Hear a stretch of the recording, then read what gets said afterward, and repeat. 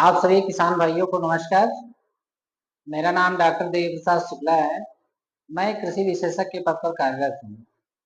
जैसा कि आप सभी जानते हैं, मैं कृषि से संबंधित बहुत सारे वीडियो बनाता रहता हूँ। उसी परिप्रेक्ष्य में मैं आज चर्चा करूंगा बहुत ही महत्वपूर्ण पोषक तत्व के बारे में, जो धान की फसल के लिए बहुत ही अति आवश्यक है तो सभी फसलों के लिए अति आवश्यक, लेकिन आज मैं स्पेशली रूप से, क्योंकि ये धान का सीजन चल रहा है, तो मैं धान की फसल के बारे में बात करूंगा। तो बहुत सारे मैंने वीडियो अपलोड किए हैं कि फास्फोरस, डीएपी के बारे में मैंने बताया, यूरिया के बारे में बताया है।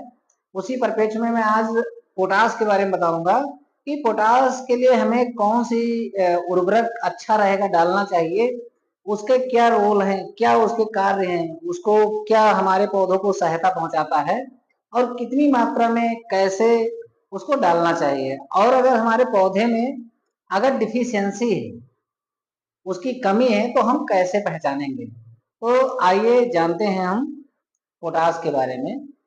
और ये लेक्चर जो मैं ले रहा हूँ, ये किसानों के लिए ही नहीं, ये हमारे जो स्टूडेंट्स बीएससी के छात्र हैं वो भी पढ़ रहे हैं, उनके लिए बहुत महत्वपूर्ण ये सब्जेक्ट है।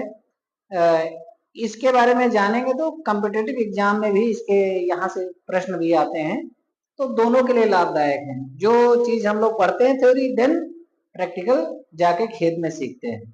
तो आइए जानते हैं।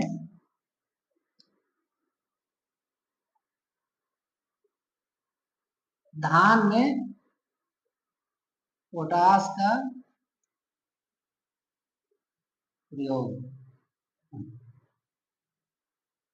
अब धान में पोटास का हम प्रयोग करना है, तो इसका सोर्स क्या है। अगर हम देते हैं, अगर धान में कितना, अगर वैज्ञानिक आधार पे अगर देखा जाए, अगर हम मिट्टी की जांच करवाते हैं तो उसमें जो फास्फोरस की डोज निकलती है उससे हमें देना है, या तो अगर जैसे सपोज करिए कि मिट्टी की जांच नहीं करवाया है तो एक वैज्ञानिक डेटा है, उसके आधार पे मुझे 24 केजी एमओपी, 24 केजी पोटास पर एकड़ में मुझे डालना है। 24 केजी पोटास का मतलब हो गया, 24 केजी पोटास का मतलब हो गया, हमें अगर इसको एमओपी से देना है तो एमओपी लगभग 40 KG MOP muriate of potash देना पड़ेगा। ये म्यूरेट ऑफ पोटास कितने परसेंट होगा, 60% इसमें पोटास पाई जाती है। ठीक है। अब ये 1 एकड़ के लिए है, प्रति एकड़, प्रति एकड़ का ये डोज है। ठीक है। अब आप लोग सोचिए कि अगर 1 एकड़ में हमें कितना देना है, 40 केजी देना है। अब इसका जो बैग आता है, वर्तमान में पहले इसका 50 केजी का ही बैग आता था, 50 केजी का, लेकिन अब कितने केजी का भी आ गया है, अब 25 केजी का भी आ गया है। हमें 40 केजी एमओपी, इसमें एमओपी में पोटास कितना होता है, 60% होता है। तो हमें अगर 24 केजी पोटास देना है तो हमें कितना देना पड़ेगा एमओपी, 40 केजी एमओपी प्रति एकड़ देना पड़ेगा, क्योंकि इसमें 60% एमओपी होता है। ठीक है। अगर सपोज करिए हमें जो बायो पोटास होता है, अगर बायो पोटास की अगर बात करते हैं, बायो पोटास की अगर बात करते हैं, तो उससे अगर हमको पोटास देना है तो उसमें कितने परसेंट होता है, 14.5% होता है। मान लीजिए वो रेंज में होता है, 15% उसको मान लीजिए, तो उसके लिए हमें देना पड़ेगा कम से कम हम 4 बैग नहीं, उसके लिए हमें देना पड़ेगा लगभग 5 बैग। मान लीजिए 4 से 5 बैग हम अगर देंगे प्रति एकड़, प्रति एकड़, तो उसकी पूर्ति हो जाएगी। ठीक है। कम ही होगा, लेकिन 4 से 5 बैग अगर 1 एकड़ में देंगे, ये थोड़ा आपको कॉस्टली पड़ेगा इसके कंपैरिजन में। ठीक है। लेकिन इसमें क्या है, बायोपोटास में और सेकेंडरी पोषक तत्व भी होते हैं, और उसमें बहुत सारी चीजें होती हैं। ठीक है।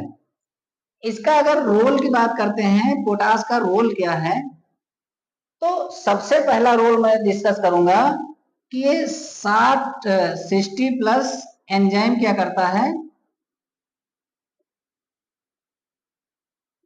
एंजाइम को क्या करता है, सक्रिय करता है पौधों में। ठीक है, 60 प्लस एंजाइम्स, आप सोचिए कि दूसरे पोषक तत्वों को भी उपलब्ध कराने का काम करता है। इसको ये समझ लीजिए कि पौधे का ये चौकीदार है। पौधे का संपूर्ण रूप से क्या करता है, सहायता करता है, सभी चीजों में सहायता करता है, चाहे इसे रोगों से हो, चाहे जाड़े से हो, चाहे पाला से हो, सभी चीजों से ये पौधे को क्या करता है, संरक्षण प्रदान करता है। दूसरा, जल संतुलन का काम करता है, जल संतुलन का काम करता है। आप देखेंगे चौथा क्या है, जो रंध्र अवकाश है, रंध्र अवकाश, इसको स्टोमेटा बोलते हैं। स्टोमेटा को क्या करता है, खोलने व बंद करने में, बंद करने में सहायता करता है, सहायता करता है। दूसरा, रोग प्रतिरोधक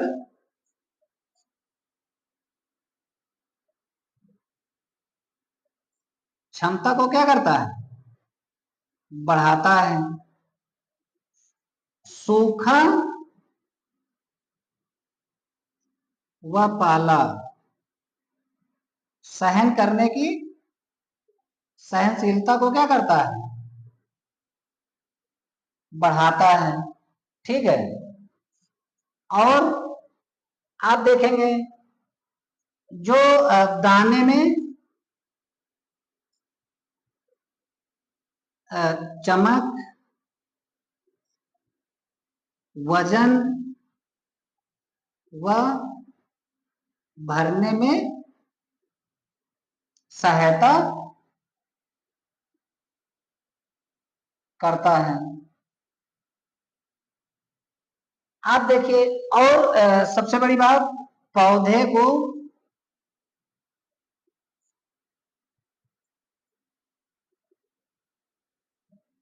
गिरने से बचाता है। आप सोचिए, इसके बहुत सारे फायदे हैं। अगर हम पोटास का यूज करते हैं तो एंजाइम 60 प्लस एंजाइम सिक्रीट करता है, सक्रिय करता है, जल संतुलन बनाए रखता है, जो स्टोमेटा होते हैं उसको खोलने बंद करने में सहायता करता है।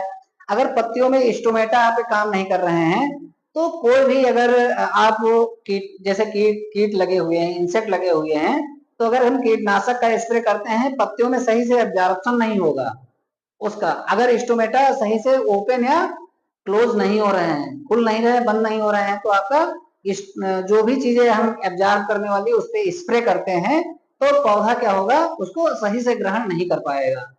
दूसरा, रोग प्रतिरोधक क्षमता। आप देखेंगे उसमें जो डिजीज लगते हैं, ठीक है, डिजीज में अगर धान में बात कर लिया जाए तो जैसे हल्दिया रोग ही लगता है, उसमें ही सहायता करता है, और बहुत सारे रोग हैं तो उसमें भी सहायता करता है। ठीक है, कीट से भी सहायता करता है।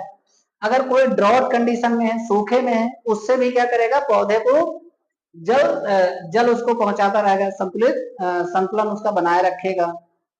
पाले में भी सहनशीलता, उसको स्ट्रांगनेस प्रदान करेगा, और दाने में चमक, वजन और अल्टीमेटली उत्पादन ज्यादा, बहुत ज्यादा बढ़ाने में क्या करेगा, ये सहायता करता है। आप देखते हैं पोटास के इतने सारे रोल हैं और बहुत सारे इसके कार्य हैं, तो आप लोगों को समझ में आया होगा कि पोटास के हमारे बहुत सारे कार्य हैं। तो इतने सारे मैंने बताया आपको।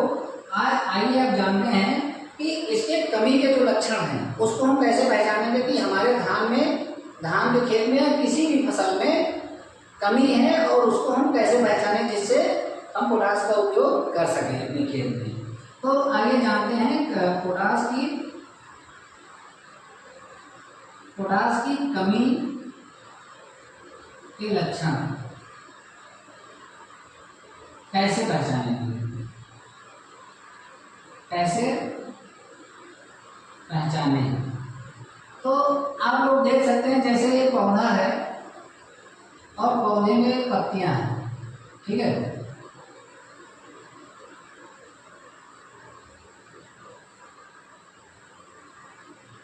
ये पत्तियां हैं, ये सबसे पुरानी पत्ती है। आप पुरानी पत्ती है तो आप सबसे पहले देखिए एनपीके, नाइट्रोजन, फास्फोरस, पोटास, जो तीनों के लक्षण होंगे वो क्या होंगे, पुरानी पत्तियों पे आएंगे पौधे के। और पोटास की अगर कमी हो रही है तो पत्तियों में, सबसे पुरानी पत्ती में जो ये चारों तरफ की शिराएं हैं, इसमें क्या होगा, चारों तरफ से जैसे जली हुई पीली, हल्की पीली या भूरे रंग की दिखाई देंगी। और धीरे धीरे क्या होगा, ये टूट के धीरे धीरे पत्तियां गिरने लगेंगी चारों तरफ की। तो आप लोग देख सकते हैं कि पोटास की कमी के लक्षण हम कैसे पहचानेंगे, पुरानी पत्तियों को देखेंगे और धीरे धीरे आपको चारों तरफ पत्तियों के शिराएं जली हुई प्रतीत होंगी। तो आप लोग, हमारे किसान भाई और छात्रों को समझ में आया होगा कि पोटास का कितना उपयोग करना चाहिए धान में, और किससे, अगर एमओपी से दे रहे हैं तो कितना करना है, अगर बायो पोटास से दे रहे हैं तो हमें कितना देना है, और उसके क्या रोल हैं, और उसके कमी के लक्षण हम कैसे पहचानेंगे, और कमी जो है उसको कैसे दूर करेंगे, और उसकी कमी है तो पौधे में क्या नुकसान हो सकता है। तो संभवतः ये आपको लेक्चर समझ में आया होगा। अगर आप सभी को समझ में आया है तो आप हमारे channel Indian farming GPS YouTube channel को सब्सक्राइब करिए, लाइक करिए और शेयर करिए। अगर इससे संबंधित कोई प्रश्न है, क्वेरी है, तो आप कमेंट सेक्शन में जाकर के बता सकते हैं। आप सभी को मेरा बहुत बहुत धन्यवाद।